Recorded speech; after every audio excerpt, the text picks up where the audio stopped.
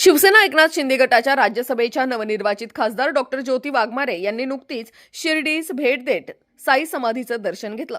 यावेळी त्या म्हणाल्या की मी कालच राज्यसभेच्या खासदार पदाची शपथ भारताचे संविधान व छत्रपती शिवाजी महाराज आणि डॉक्टर बाबासाहेब आंबेडकरांना स्मरून घेतली। योगायोगाने माझी अहिल्यानगर जिल्ह्याच्या संपर्क प्रमुखपदी निवड झाली, त्यामुळे मी आज येथे बैठकीस आले असता सर्व धर्म समभाव असलेल्या साईबाबांचे दर्शन घेतले। साईंचा आशीर्वाद समस्त महाराष्ट्रावर राहावा, शेतकऱ्यांवर राहावा, लाडक्या बहिणींवर राहावा अशी प्रार्थना केल्याचे यावेळी त्यांनी सांगितले। डॉक्टर ज्योती वाघमारे या मूळच्या सोलापूर जिल्ह्यातील असून त्या एक धडाकेबाज महिला कार्यकर्त्या म्हणून ओळखल्या जातात। मागील 15 वर्षांपासून त्या सामाजिक आणि राजकीय क्षेत्रात सक्रिय आहेत। डॉक्टर ज्योती वाघमारे यांचा प्रवास अत्यंत संघर्षातून झाला आहे। त्यांचे वडील नागनाथ वाघमारे हे दलित पॅंथरचे कार्यकर्ते होते। वडिलांचा हाच वारसा पुढे चालवत ज्योती वाघमारे यांनी मानवी हक्क अभियान आणि आंबेडकरी चळवळीतून आपल्या कामाला सुरुवात केली। त्यांनी इंग्रजी साहित्यात PhD पदवी मिळवली आहे। त्यांना मराठी, हिंदी, इंग्रजी, तेलुगू आणि कन्नड अशा 5 भाषांवर प्रभुत्व आहे। यावेळी संस्थांच्या वतीने कार्यकारी अधिकारी गोरक्ष गाडीलकर यांनी त्यांचा सत्कार केला।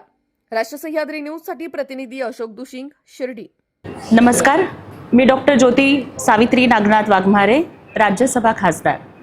कालच देशाच्या सर्वोच्च सभागृहामध्ये मी खासदारकीची शपथ घेतली। भारतीय संविधानाला नतमस्तक होऊन, छत्रपती शिवरायांना, बाबासाहेबांना नतमस्तक होऊन आणि योगायोगानं बाबांचा आशीर्वाद म्हणून माझी शिर्डीची संपर्क प्रमुखपद म्हणून नियुक्ती झालेली आहे।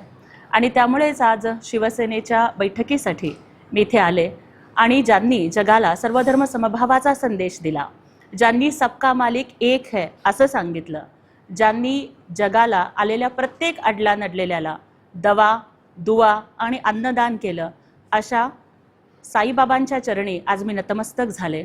जाको राखे साईया मार सके ना कोय असं म्हणतात। बाबांचा आशीर्वाद हा समस्त महाराष्ट्रावर राहावा, शेतकऱ्यांच्यावर राहावा, लाडक्या बहिणींच्यावरती राहावा, हीच प्रार्थना मी त्यांच्या चरणी केली। नमस्कार।